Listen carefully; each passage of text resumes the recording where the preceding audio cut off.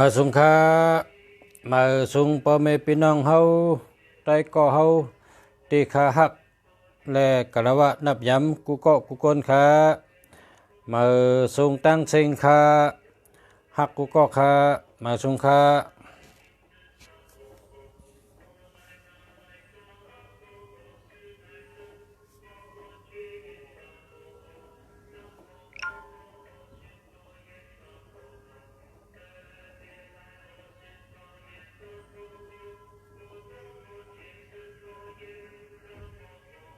จังได้ยินเสียงค่ะ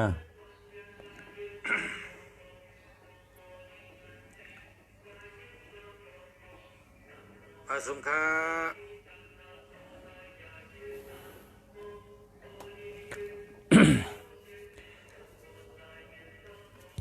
มาสุงพ่อแม่พี่น้องกูเกาะกูกนค่ะเนาะ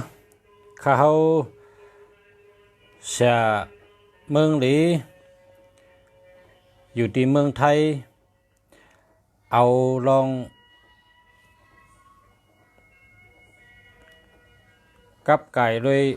ตาเตเป็นก้นหมักก้นมีอามาลัดปันคำใน หัวข้อว่าเฮิรนเป็นตัวเก็บเฮิรนเป็นตัวสู้เฮิรนเป็นตัวหอมที่อยู่เฮานั่นเป็นตัวเก็บตัวสู้ตัวหอมปันเงินเฮาโกนเฮาซ้ำเป็นตัวหาโกนเป็นตัวหาเงินค่ะโกนเป็นตัวหาเงินเฮิรนเป็นตัวเก็บเงินหัวข้อสองลองในค่ะเฮาขาดได้อุบขึ้นพ่อแม่พี่น้องเขาข้าก็โจมเตะตีอันพ่อแม่พี่น้องเขาป่องเจอเฉลยขึ้นกับสืบมาถามมาตั้งนำเขาก็ข้าก็ยินห่มยินโจมเตะว่าเฮิรนในป้อเผอเคยเปลี่ยนก้นมีป้อเผอเคยอยู่ดีกินหวานป้อเผอเคยนาการขึ้นใหญ่ก็เฮิรนในหลวเฮ็ดแมนเมียวมันคำพองในเฮ็ดมาตั้งโจตั้งจัดเฮ็ดเหือไรไข่ย่อยปียาวเข้าหึง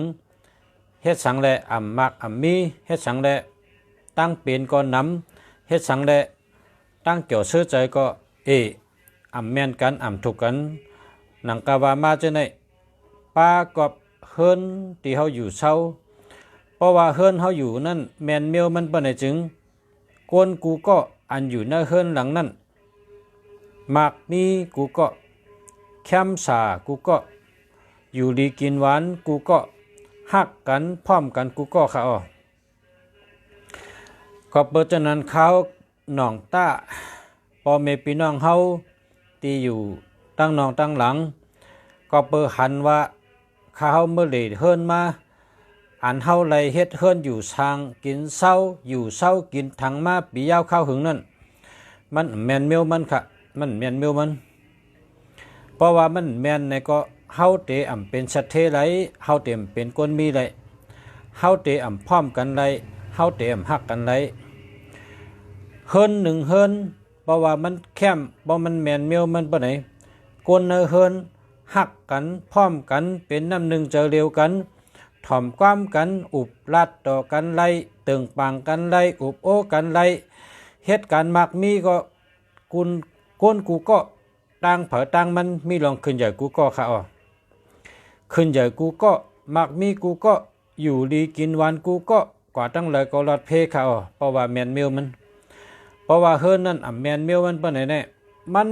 หยาบกูก็ค่ะมันหยาบกูก็เฮ้อกูก็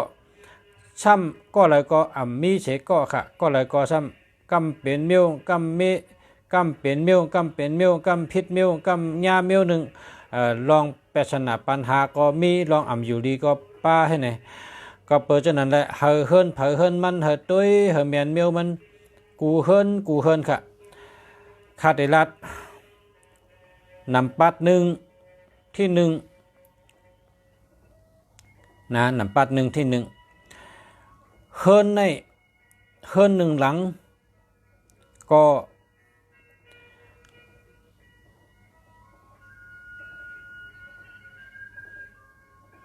เหมือนก้นหนึ่งก้อนั่นค่ะเหมือนตัวก้นหนึ่งก้อ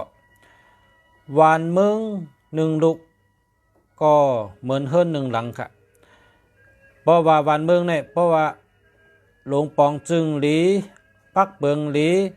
ขุนดีเพราะในคนเมืองก็เจาะคนเมืองก็ทางห้างเฮ็ดสร้างการงานทางห้างอยู่เช้าทางห้างกามาทางห้างลาดจ้าทางห้างหาป้ายหมักมีปอลองทางห้างเต็มทนก็เป็นเมืองสัตเท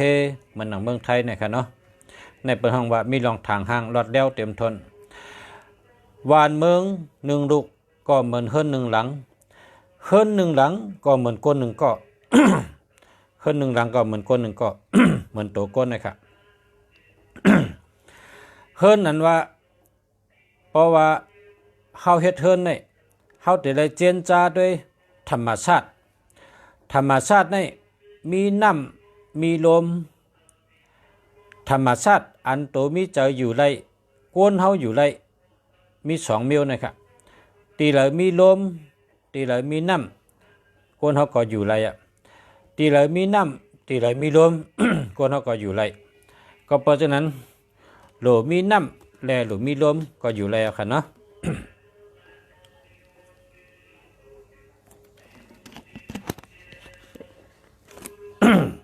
อันโตครับกำในพอเฮาเฮ็ดเทินสูงพอเฮาเฮ็ดเทินสูงเตอรางซ้ำปังเปลือไว้เตอราง จันที่หนึ่งซ้ำปังเปลือไว้ซ้ำเมื่ออยู่จันสองนั่น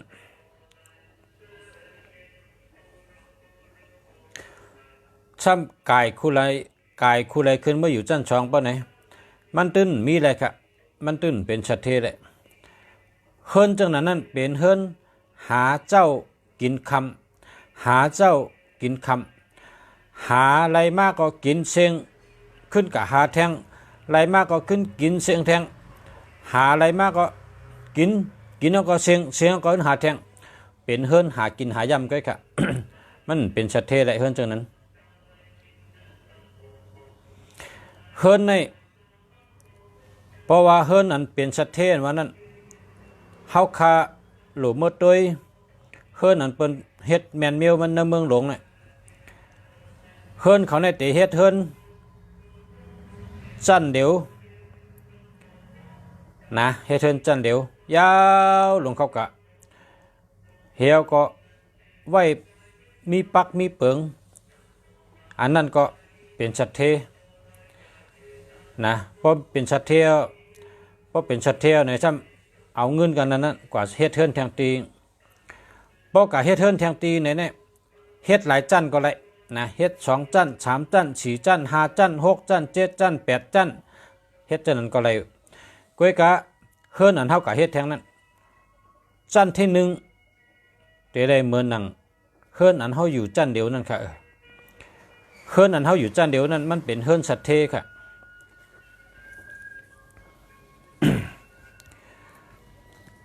พอเฮาเฮ็ดเทิน2จันตั้งเติงซ้ำกังซ้ำเมื่อกังจันเนอเฮอยู่บ่นี่เมื่อไกลลุงเสียลาตัวว่าตีเลยมีน้ำตีเลยมีลมกวนเฮาอยู่ไรไหนต้องค่ะเพราะจังนั้นก็น้ำและลมเนี่ยมันหลุไรหนังกันค่ะจังก็เป็นชัดเทก็เพราะว่าพอเฮ็ดเทิน2จันเนี่ยไหลลมไงมันไหลน้ำค่ะจองชูเจ้ายามหันห้าเอาน้ำขึ้นดอยไรชูเจ้าจองยามหันห้าน้ำขึ้นดอยโคไหลลูกอตีจันหนึ่งนั่นกายขึ้นเมื่อกับฮอดจันสองนั่นช้ำเมื่อกินเมื่อนอนเมื่ออยู่เมื่อเช้าจันสองจันตั้งแต่นั้นบางเปลือไว้มิสังอยู่ก็อยู่เฮ็ดตีเลนลูกอ่อนก็มีเฮ็ดตีนางเลนก็มีเฮ็ดตีไว้วัวไว้กายก็มีเพราะฉะนั้นเนี่ยไหลรวมเมียวเหลียวแก้มใจค่ะนำดำไหลนำในมันขึ้นจันสองเลยค่ะรู้พอเฮาใครเป็นสัตเทโหลไหลทั้งสองเมียวค่ะนำก็โหลไหลลมก็โหลไหล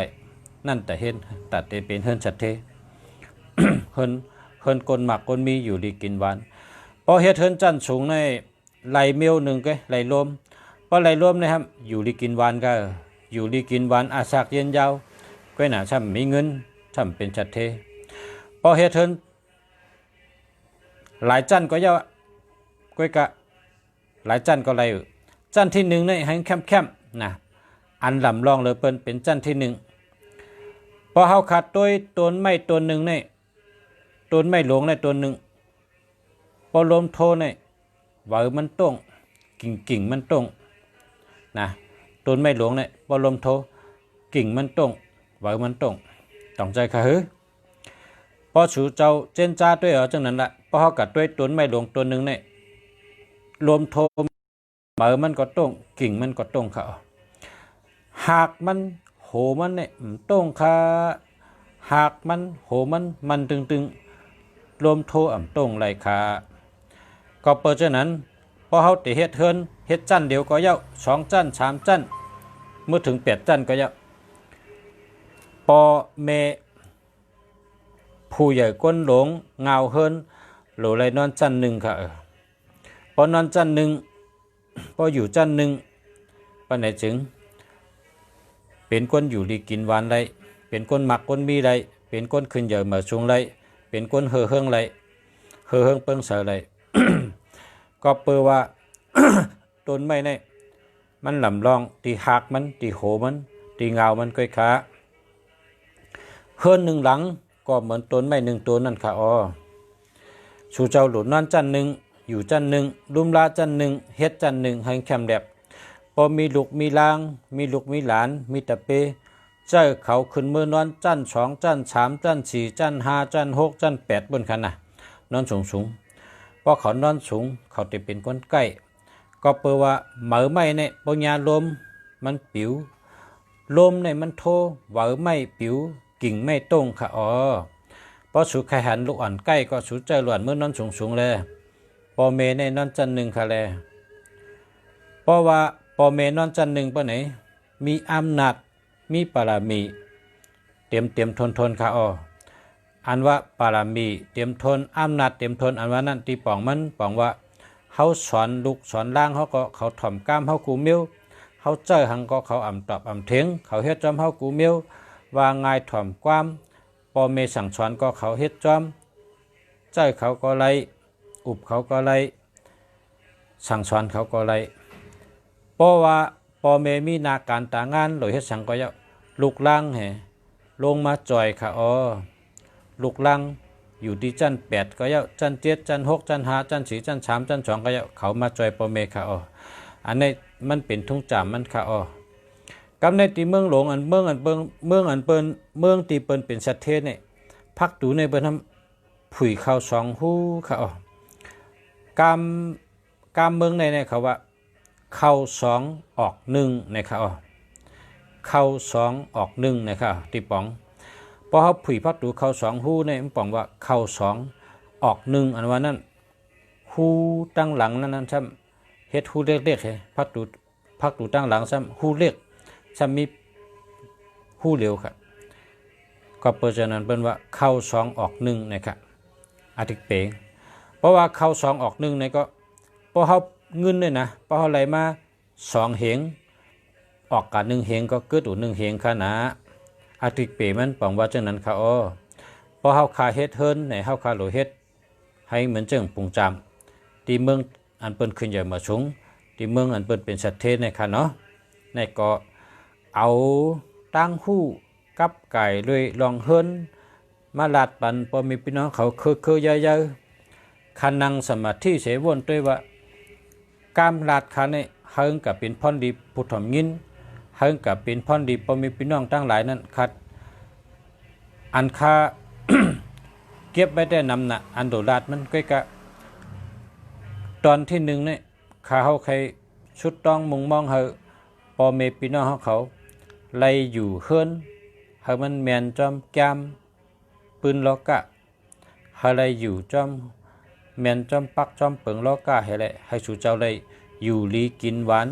กัดเย็นช้ำชาอายุยืนยาวนาการขึ้นเหยื่อเฮืองนั่นค่ะอ๋อ จังว่าเขาออกมาลัดลองเฮิรนนะลองเฮิรนในมันลำลองนะเฮิรนเป็นตัวเก็บปุ่นแต่เก็บเงินใดจูเงินใดหอมเงินใดเฮิรนเป็นตัวเก็บก้นช่ำเป็นตัวหา คนในซ้ำเมืองแรงมาก็กะหาตัดแต่ไรเงินค่ะเพราะว่ากะหาปลาเนี่ยนะพอตื่นเมืองแรงมาก็ลูกกะหาปลาพอตื่นเมืองแรงมาก็ลูกกะหาปลามาเก็บไว้ที่เฮือนนะ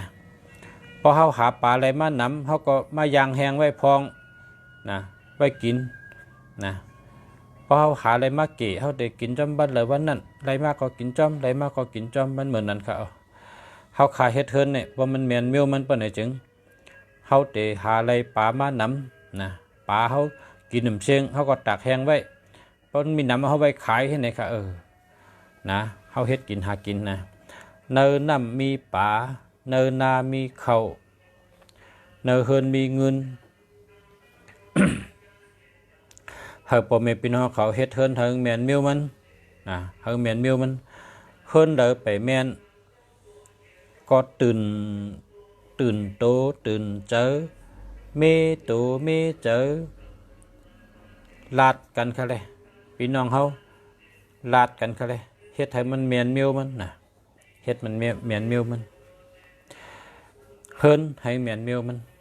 ตัดได้เป็นเฮินอยู่ดีกินหวานหักกันพร้อมกันเป็นน้ำหนึ่งเจอเร็วกันเย้าก็อยู่ดีกินหวานอายุยืนยาวเย้ากาสังก็อำเป็นนะ เฮ็ดเฮินให้มันแม่นมิวมันเฮ็ดเฮินเอาในกำในซ้ำลองทางพายก็จะได้ให้เต็มลงเหลือปื้นเฮินอีกนึงนะทางพายพักตูมันได้สังตีนังพายได้สังเฮิงไหวข้างเนาะในก็ต้องไหวทางเผิงมันข้อที่3ช่องไพ่ให้เต็มลงนะช่องไพ่ให้เต็มลง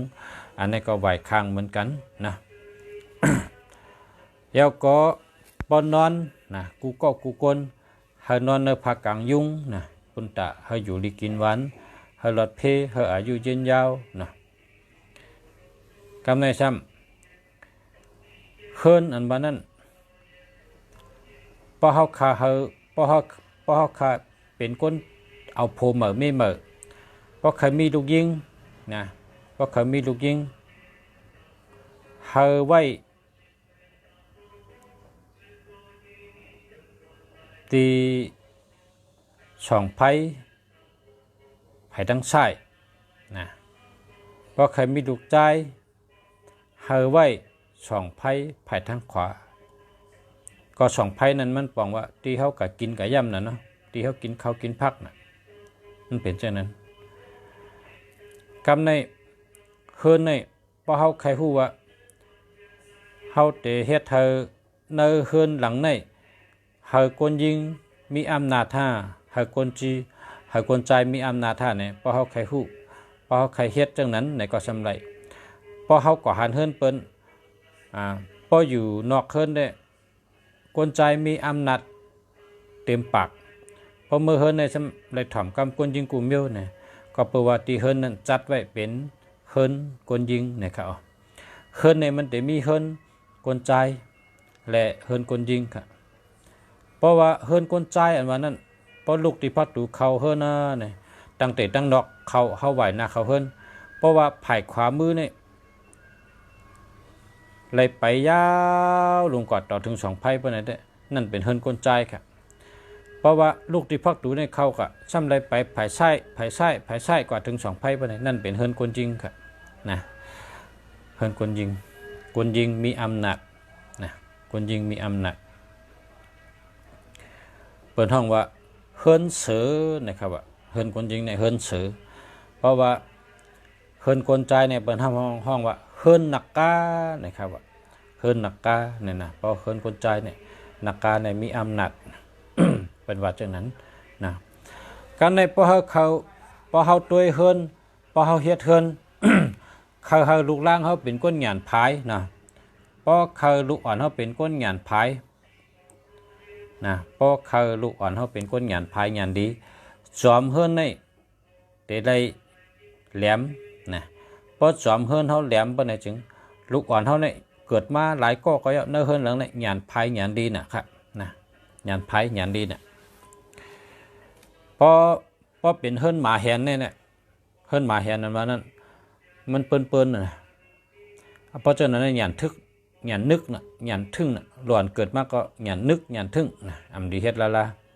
นะเฮิรนเนี่ยเฮิรนหมาแหนอันนั้นก็อันมุงเป้งนั่นน่ะเพราะอันมุงเป้งพอผลมาก็นำนานป่นอันนั้นน่ะหยันนึกหยันทึ่งนะ จังว่าเฮิรนนี่ก็บ่เฮ็ดแม่นเมียวมันเนี่ยคนอยู่ในเฮิรนได้รับพรดีกูเมียวบ่เฮ็ดจังเฮ็ดก็ได้รับจังนั้นเฮ็ดให้แหลมก็หยันพายเฮ็ดให้ปิ้งก็หยันทึ่งตั้งบนก้นดงก็ป้องแหลมก็ตั้งบนก็แลดพอมันปิ้งก็ตั้งบนก็แลด พอเป็นก้นยามตัวย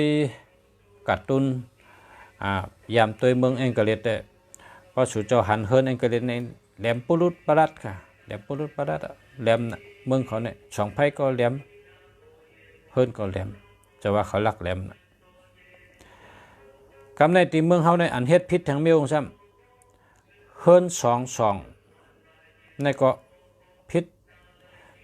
มันแม่นกันในจามปืนลอกาได้มันแม่นสิค่ะเฮิรน2เฮิรนนี่นะเฮ็ดจับกัน2หลังในกลางซ้ำมีห้องน้ำพอผลมาในเฮิรนนี่เอาปุ้งมาตุ้งไว้ก็เปิดว่าลิ้นอันอย่างก็เปิ้นห้องว่าอันตีงแขนกันหลังเลยหลังเนี่ยเปิ้นห้องลิ้นนำนี่ก็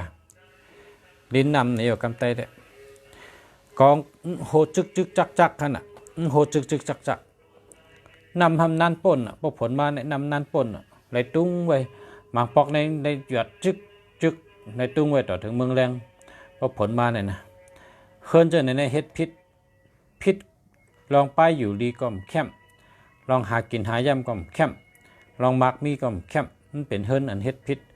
พอเผยมีก็อย่าไปเฮ็ดเฮิรนจะในเนี่ยนะอย่าไปเฮ็ดเฮิรน2จับกันเนี่ยอย่าไปเฮ็ดแทงอันเฮ็ดมาปียาวข้าวหึงก็โดยเฮ็ดเฮิรนจะไหนนะอย่าไปเฮ็ดแทงกะพอจะมีไว้ก็ยาวเขาเนาะเขาอยู่มาปียาวข้าวหึงเอาดงพอจะมีไว้ก็ยาวก็อย่ามันนะก็กับปมือนามาเนี่ยพยอย่าไปเฮ็ดแทงกับมือเหลียวในเปิ้นขึ้นใหญ่มือสูงเปิ้นเฮืองเปิ้งเสือเปิ้นเคกันลองป้ายปิ่งหญ้าเปิ้นเคกันลองตั้งขึ้นใหญ่ตั้งมักมีค่ะเนาะเปิ้นได้เคกันกวนเฮาคาใน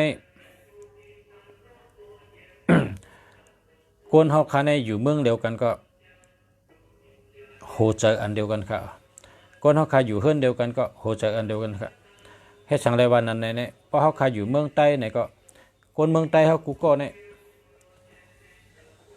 น่าใจกูก็เนี่ยหักเมืองใต้ค่ะหักเหี่ยวเลยใครเฮาเมืองใต้เนี่ย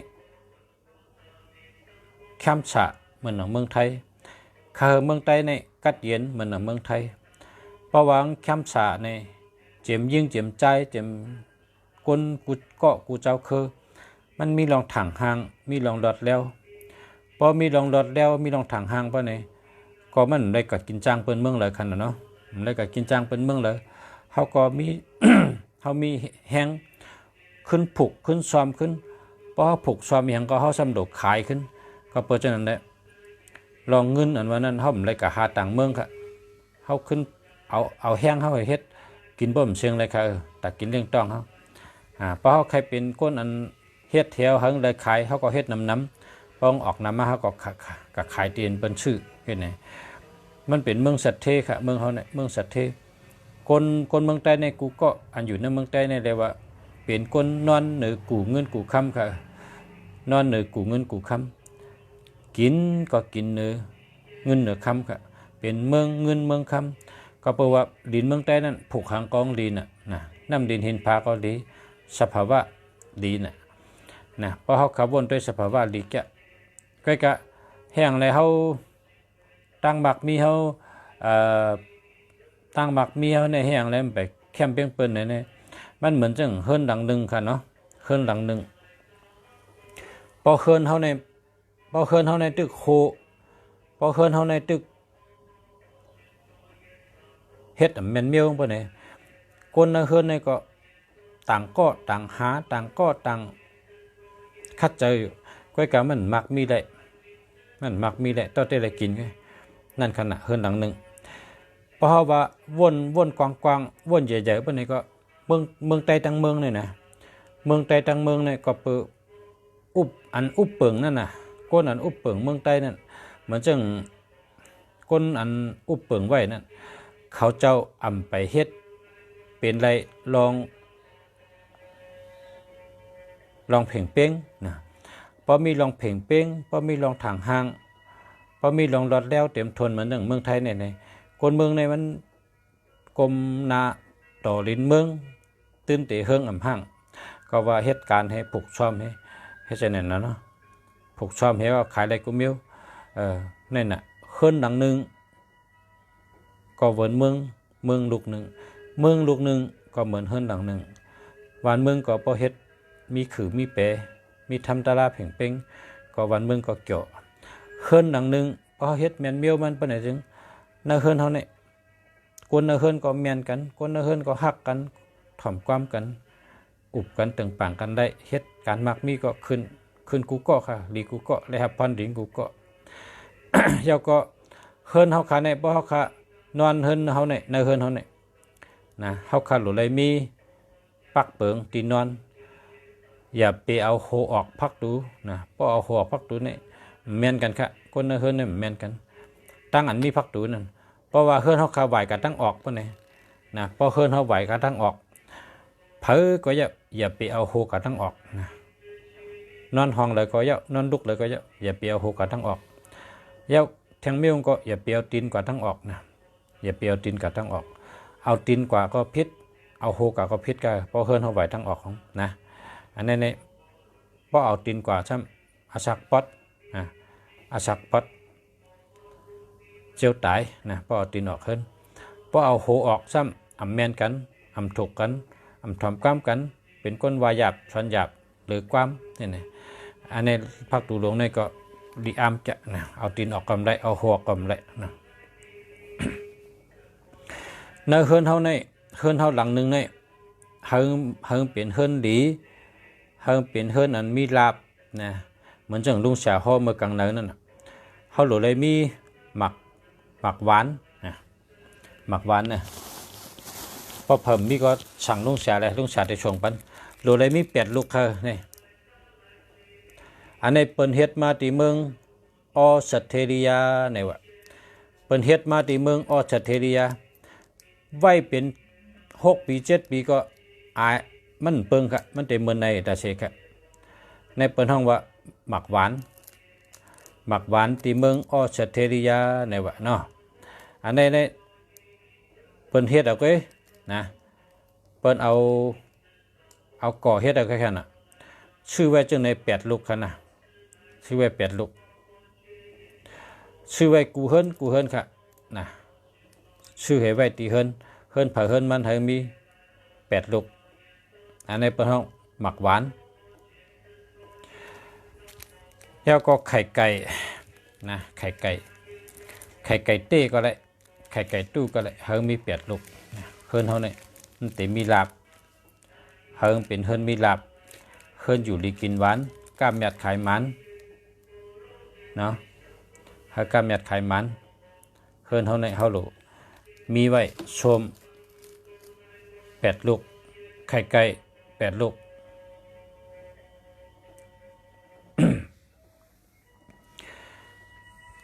เพราะว่าเฮิรนเฮาเนี่ยเพราะเฮิรนเฮาใครเป็นคนมีคนหมักคนมี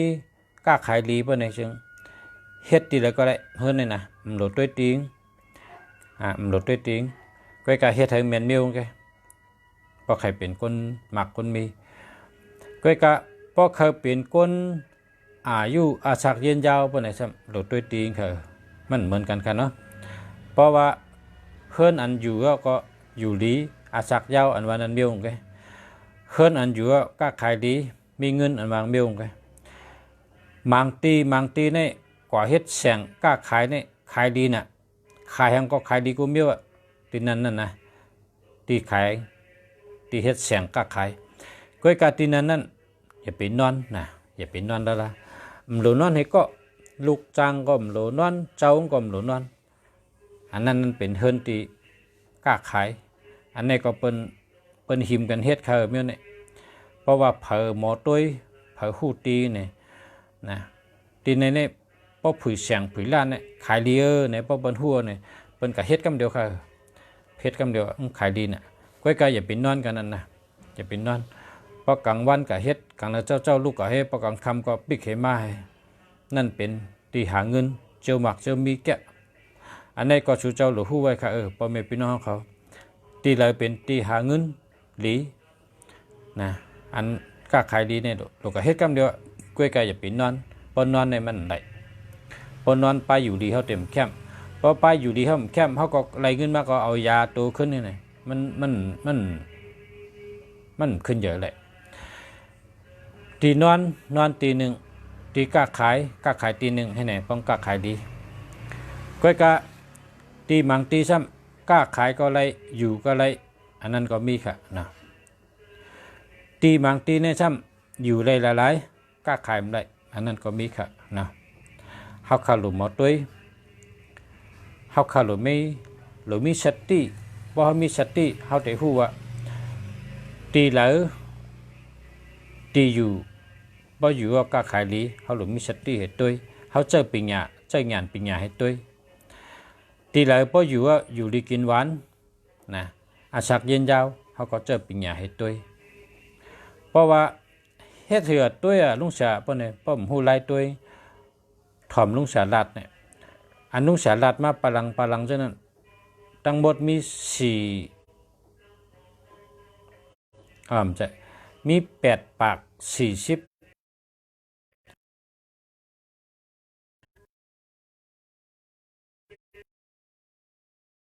เมื่อกี้เนี่ยเข้ากับตุ้ยเนี่ย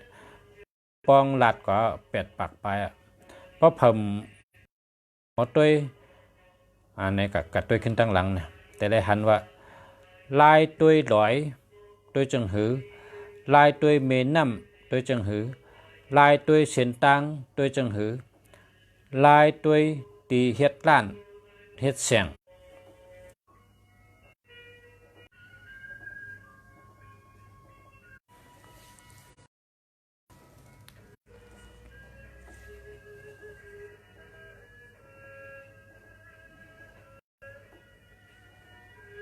ได้ฮะ ไพ่ขุดกึดเอาคันนะเอาขึ้นตุ้ยขึ้นตั้งหลังคันเนาะพอมีพี่น้องเขาอะไรตุ้ยว่าตีเหลอเป็นตีเฮ็ดตีล้านตีล้านกล้าขายลีตีเหลอเป็นตีเฮ็ดเฮิรนอยู่ดีกินหวานอาศักเย็นยาอันลุงเสียก็เลยอัดไว้ตั้งหลังคันนะขึ้นกับตุ้ยขึ้นตั้งหลังก้อยกับเจอแดงเจอในก็ต้องทำ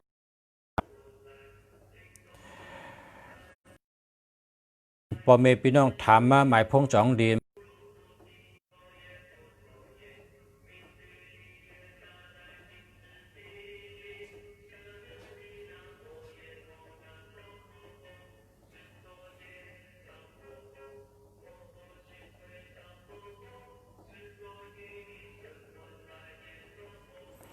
เอาค่ะมาขึ้นเอาค่ะเมื่อไกลก็ไพ่กึดกับเขาไพ่กึด แล้วก็ขึ้นดีขึ้นเอาค่ะอันลองเฮ็ดเฮิรนแมนมิลมันนี่มันมีตีเขาหลายลัดปนมากก็มีน้ำเพราะว่าพอมีพี่น้องเขาเคยต้วยเฮ็ดเฮิรนตีหลีเฮิรนจึงเฮิรนในเฮ็ดตีหลีอยู่ดีกินหวานอาศักยาวในก็เลยทำเฮ็ดล้านผุยล้านก้าล้านขายผุยเฉียงขายโคขายเล้งล้านก้าขายโคผุยเตลก้าขายดีในก็มี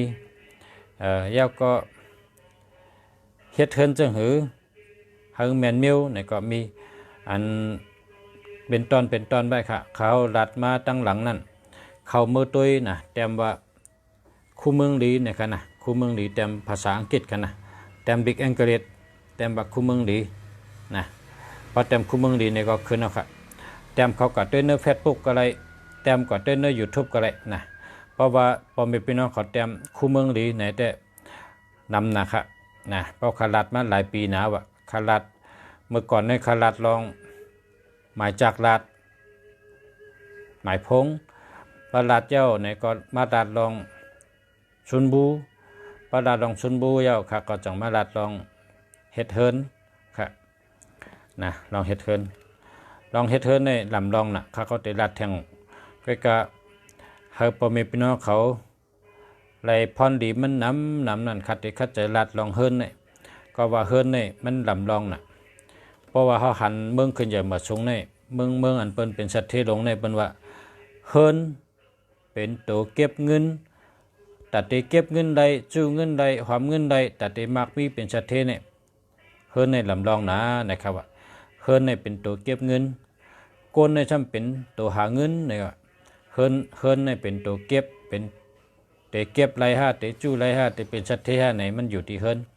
กำในโกนทำเป็นตัวหาเงินนะหาอะไรตั้งหลายหลี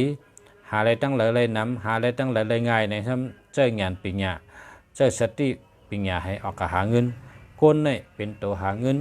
เฮินทำเป็นตัวเก็บเงินเนี่ยก็เพราะฉะนั้นแหละลองเลยเนี่ยก็เฮาเลยป่องจังแรงใจ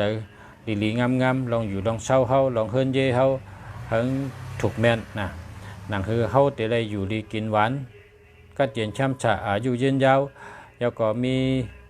หมักมีกินมีเจ้อลองกินลองดูลองดูลองต้านให้พวกกลุ่มลุมกินเชียงลุมเชียงเนาะคาเตียวลองเฮ็ดเฮินมาสืบรัดแทงค่ะนะลองเฮ็ดเฮินเลยลองเปิงเฮินลองกูลองกะกับไก่เลยคูไรเฮินเนี่ยไว้เข่งพลาเนี่ยพักดูเฮินเนี่ยนะจักกะกูลองค่ะเนาะกูลองกูมิวเนี่ยเจ็มปืนเฮินเจ็มหิมเฮินเจ็มอันเท่ากับชื่อตีเนี่ยนะเพราะกับชื่อตีเนี่ยก็ปองหนึ่งยาวนะตีเขาตีชื่อเนี่ยหนึ่งยาวหนึ่งแขนหากินง่ายนะเพราะมันตื่นดีอยู่นะปองตื่นเนี่ยดีอยู่ก็มันลอยเลยอยู่ก็มักมีเลยนะเพราะเขาชื่อตีเนี่ยเพราะเขาชื่อลิ้นชื่อเฮินชื่อตีเนี่ยตีลิ้นตีแวงเนี่ยเขาชื่ออันลึกอันยาวนะอันยาวเขามันลึกเขามันยาวเขาตั้งโกนกว้างมันจึงเป็นทั้งว่ามันตึงแมงมันเนี่ยวะนะเจ้านั่นหากินง่ายนะเป็นคนมักคนมีง่ายนะแต่ชื่อตีลิ้นก็เมื่อได้อุบลองให้เทินก่อนข้าวยามก็เตรียมแล้วค่ะพอมีพี่น้องเขาค่ะพบกันแทงบ้านเมื่อพกค่ะเนาะพอโตตันก็เตรียมมาพบกันแทงลองขับไก่ด้วยเฮิงอยู่ก็อยู่ดีกินหวานอายุยืนยาวนะครับเนาะมีอยู่ดีกินหวานอายุยืนยาวมีอำนาจมีปรามีขึ้นอย่าเฮิงให้นะครับเนาะถ้ามาสงฆ์ย้อนช่วยกูก็ขึ้นอย่าเฮิงให้กูก็กูคนผู้ถมเงินกูตั้งหลายให้ขึ้นอย่าเฮิงค่ะพอมีพี่น้องเขากูก็กูคนให้ขึ้นอย่าเฮิงกูก็กูคนให้อยู่ดีมีเงินให้การแมดไขมันเหตุการณ์ขึ้นอย่ามาสงฆ์ให้อยู่ดีมีเงินให้อยู่ดีมีเงิน